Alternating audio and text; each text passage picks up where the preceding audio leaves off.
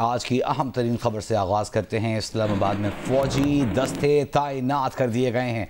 Article 245 के तहत पाक फौज को इस्लामाबाद में तलब कर लिया गया है।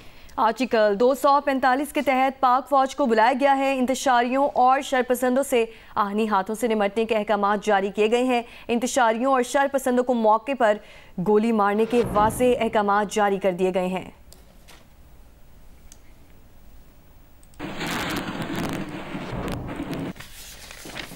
और वज़ीर दाखिला मोहसिन नकवी ने कहा है कि जो डी चौक पहुंचेगा बिल्कुल गिरफ्तार होगा। हमें रेड लाइन क्रॉस ना करने दें। पहले ही बता रहे हैं कि हमें मजबूर किया गया तो सख्त कदम उठाएंगे। पीटीआई को संजानी में एहतजाज की पेशकश भी कर दी है। पीटीआई वालों ने 2 दफ़ा जेल में जाकर मुलाकातें की। ये कहना था वज़ीर दाखिला का। उन्होंने कहा कि इत्तलात के मुताबिक बानी ने भी इस बात की मंजूरी दे दी कि संजानी में एहतजाजी धरना दे दिया जाए, ताहम पीटीआई ने अब तक फाइनल जवाब नहीं दिया। मोहसिन नकवी ने कहा कि उनका ख्याल है कि बानी से ऊपर भी कोई लीडरशिप आ गई है जिसने मानने से इनकार कर दिया है। वज़ीर दाखिला का कत्ल की FIR पीटीआई क़यादत के खिलाफ दर्ज कराने का ऐलान। कहा जिन लोगों ने एहतजाज की कॉल दी है, जिन्होंने लोगों को बुलाया है, उन सबको नहीं छोड़ेंगे। हमने उनको संजानी में कहा था कि आप वहाँ चले जाएं। इस सिलसिले में उन्होंने 2 दफ़ा जाके जेल में मुलाकातें भी की। जो मेरी इन्फॉर्मेशन है वो ये है कि उनको वहाँ से भी अप्रूवल मिल गई। हमने उनको ऑफ़र कर दी है। मेरी इन्फॉर्मेशन जो थी वो मैंने आपके साथ शेयर कर ली है कि मुझे पता था, लेकिन मेरा ख्याल है कि अगर इमरान खान से भी ऊपर की कोई लीडरशिप आ गई जिसने मानने से इनकार किया, मुझे नहीं पता, लेकिन आप उनसे जो यहाँ पहुँचेगा वो डेफिनेटली कोई सूरत नहीं है कि वो अरेस्ट नहीं होगा। हम यहाँ पे आपको एक डिफरेंट स्ट्रेटजी के साथ नज़र आएंगे। ये नहीं हो सकता वो आएँ और हम उनको जाने। हमारे एहलकार ज़ख्मी हुए हैं या शहीद हो रहे हैं, जो नुकसान हो रहा है उस सब के ज़िम्मेदार वो लोग हैं जिन्होंने कॉल दी है। सदर ममलिकत आसिफ अली ज़रदारी ने मुज़ाहिरीन और सिक्योरिटी एहलकारों के तसादुम में कीमती जानी नुकसान पर गहरे अफसोस का इजहार किया है। ऐवान सदर की जानिब से जारी बयान में सदर आसिफ अली ज़रदारी ने इस्लामाबाद में पुलिस और रेंजर्स पर हमलों की शदीद अल्फाज में मज़म्मत की है। सदर मुमलिकत ने जामा सिक्योरिटी एहलकारों के अहल खाना के साथ इजहार ताज़ियत करते हुए जामा के एहलकारों के लिए बुलंदी दर्जात, अहल खाना के लिए सब्र जमील की दुआ भी की है।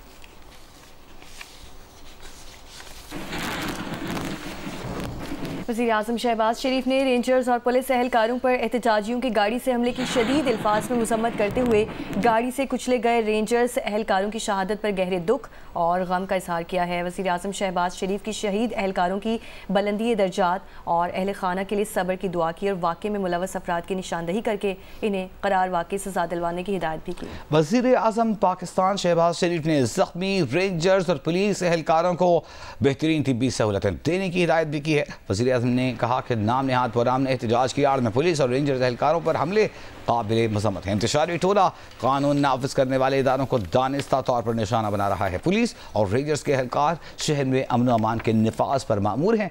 इंतशारी टोले के हाथों सिक्योरिटी एहलकारों के ख़ानदानों की जिंदगियाँ तबाह कर दी गई। इंतशारी टोला गुज़िश्ता रोज़ पुलिस एहलकार और आज रेंजर्स एहलकारों के बच्चों और अहल खाना को जवाबदेह है।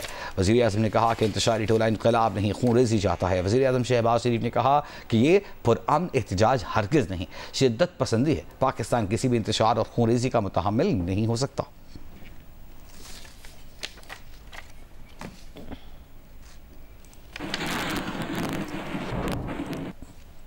हाकला इंटरचेंज इस्लामाबाद पर मुजाहिरीन के तशद्दुद से शहीद पुलिस कांस्टेबल की नमाज जनाजा पुलिस लाइन मुजफ्फरगढ़ में अदा कर दी गई है। नमाज जनाजा में additional IG, additional deputy commissioner, assistant commissioner, police अफसरान समेत शहरियों की बड़ी तादाद ने शिरकत की। एडिशनल IG ने बताया कि पुलिस कांस्टेबल मुबशर की अहलिया और वालिदा कैंसर जबकि बेटी थैलीसीमिया की मरीज़ है। जनूबी पंजाब के कुछ देर अफसरान और एहलकार भी ड्यूटी के दौरान शहीद हुए। कौम और ड्यूटी की खातिर कभी पीछे नहीं हटेंगे।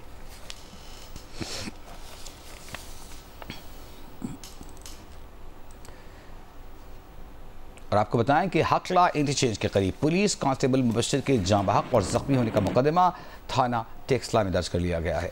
इंसदाद दहशतगर्दी एक्ट समेत 14 दफ़ात के तहत दर्ज मुकदमे में बानी PTI के अलावा उमर अमीन गंडापुर, सालार खान काकड़ और शाहिद खटक को नामजद किया गया है।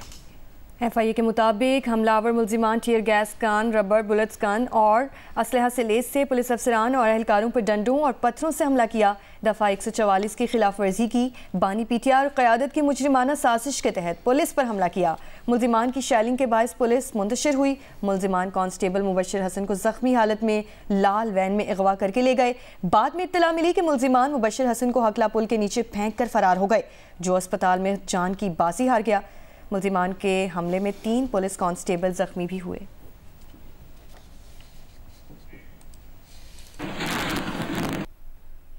इस्लामाबाद में फौजी दस्ते तैनात हो गए हैं। आर्टिकल 245 के तहत पाक फौज को इस्लामाबाद में तैनात किया गया है। आर्टिकल 245 के तहत पाक फौज को बुलाया गया है। इंतशारियों और शरपसंदों से आनी हाथों से निपटने के अहकाम जारी किए गए हैं। तफसील जानेंगे एजाज सैयद से। एजाज, बताइएगा क्या डिटेल्स हैं? बिल्कुल, शाहराह दस्तूर जो कि वफाकी दारुलहुकूमत इस्लामाबाद का एक नर्व सेंटर है, जिसपे तमाम अहम इमारतें, यानी कि सबसे अहम इमारत पार्लियामेंट ऑफ पाकिस्तान की है, वहाँ पर फौज तैनात की गई है। साथ ही साथ सुप्रीम कोर्ट ऑफ पाकिस्तान की इमारत है, वहाँ पर फौज तैनात की गई है। प्राइम मिनिस्टर सेक्रेटेरिएट के बाहर फौजी दस्ता मौजूद है। इसी तरह जो दीगर अहम इमारतें हैं, वजारत खारजा, वहाँ बाहर फौजी दस्ता मौजूद है। साथ ही साथ इलेक्शन कमीशन ऑफ पाकिस्तान का दफ्तर है, वहाँ पर फेडरल एम्बेसडमेंट का दफ्तर है, और FBR की इमारत के साथ सेक्रेटेरिएट की इमारत है, और कोसार में जो सेक्रेटेरिएट के दफातर हैं, वहाँ पर बाहर फौजी दस्ते मौजूद हैं, और शाहराह दस्तूर पर जो फौजी जो गाड़ियां हैं वो गश्त कर रही हैं। जी शुक्रिया एजाज अपडेट करने के लिए।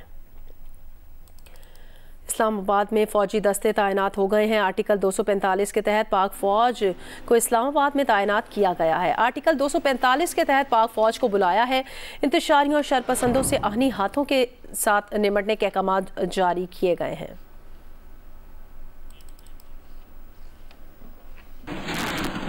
वज़ीर आला पंजाब मरियम नवाज़ का 4 रेंजर्स एहलकारों की शहादत पर रंज और दुख का इजहार। मरियम नवाज़ ने कहा कि शरपसंदों के गाड़ी से रेंजर्स एहलकारों को कुचलने की शदीद मजम्मत करती हैं। शहीद होने वाले किसी के बेटे और भाई थे, उन पर जुल्म किया गया। मरियम नवाज़ ने कहा कि क्या दूसरों को मारना और ज़ख्मी करना पुरअमन एहतजाज होता है। मरियम नवाज़ ने कहा कि फसादी और शरपसंद सियासी तारीख का खूनी बाब लिख रहे हैं।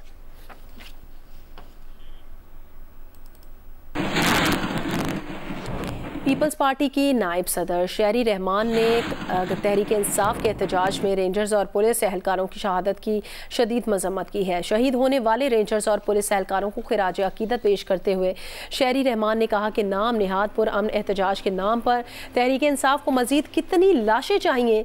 वाज़े तौर पर तहरीक इंसाफ इंतशार और एहतजाज में फ़र्क नहीं जानती। शेरी रहमान ने कहा कि क्या तहरीक इंसाफ की क़यादत एक और नौमई चाहती है। एक शख्स की रिहाई के लिए सियासी जमात का इस हद तक जाना उनके मज़मूम मकासद को जाहिर करता है। तहरीक इंसाफ इंतशार और जत्थों के ज़ोर पर रिहाई की रिवायत कायम ना करे। ये इंतहाई गैर कानूनी और गैर आइनी रिवायत की बुनियाद रखी जा रही है। सियासी जमातें अपने मकासद के हुसूल के लिए मुल्क के अमन और लोगों की ज़िंदगी को खुद दाव पर नहीं लगाती। तहरीक इंसाफ की क़यादत मासूम लोगों की जिंदगियों के साथ खेलना बंद करे। रेंजर्स और पुलिस एहलकारों की शहादत में मुलव्विस अनासिर को इंसाफ के कटहरे में लाया जाए।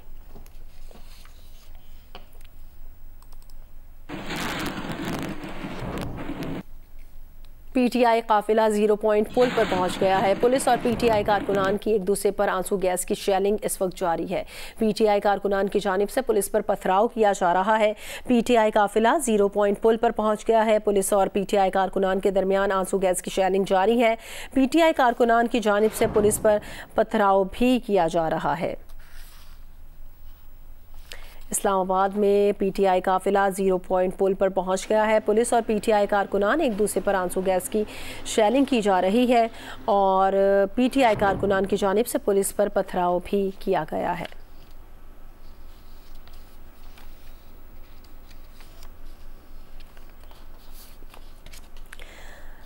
बुशरा बीबी की क़यादत में पीटीआई का मरकज़ी काफ़िला 0 पॉइंट पहुँच गया है और बुशरा बीबी की जानिब से हर सूरत डी चौक पर जाने पर इसरार किया जा रहा है।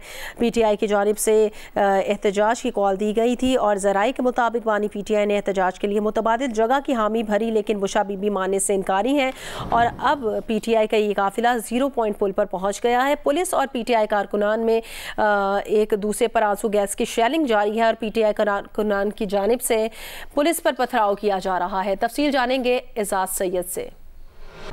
अयाज अकबर यूसुफ जई हमारे साथ हैं। अयाज बताएगा क्या डिटेल्स हैं? देखिए जी, इस वक्त पीटीआई कारकुनान का जो काफिला है वो इस वक्त 0 पॉइंट से फैसल एवेन्यू की तरफ मुड़ गया है। जो उनका अगला टारगेट जो है वो जना एवेन्यू को इन्होंने यहाँ पर टच करना है। इस वक्त पीटीआई कारकुनान जो है मुसल्ला है गुलेलों से, पत्थरों से, बंटों से, और वहां से पुलिस के ऊपर शेलिंग भी की जा रही है। हमने खुद भी देखे हैं जो शेल्स वहां से मारे जा रहे हैं, जबकि शेल जो है वो सिर्फ सरकार जो है या पुलिस जो है उनके पास ही इख्तियार है। अब इस्लामाबाद पुलिस को काफी ज्यादा रेजिस्टेंस जो है वो मिली है थ्रू आउट 26 नंबर से लेकर यहाँ तक, और इस्लामाबाद पुलिस जब एक शेल मारती है तो वहां से 4 से 5 शेल हिट होते हैं, तो इसलिए काफी ज्यादा अभी ये तसादम की सूरत हाल है।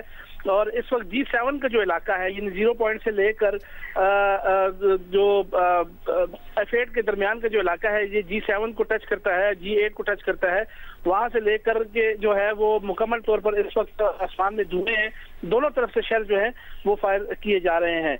अब जो थोड़ी देर बाद ये रेड जोन में जो है वो दाखिल हो जाएंगे, यानी एक्सटेंडेड रेड जोन। एक तो वो रेड जोन है जो कि बी चौक का इलाका आता है। एक्सटेंडेड रेड जोन जो है वो जैसे ही जना एवेन्यू पे ये टर्न करेंगे वहां से एक्सटेंडेड रेड जोन शुरू हो जाएगा और उसके बाद ये इनका कुछ ही फासला रह जाएगा यहाँ डी चौक या एक्सप्रेस चौक पहुंचने के लिए।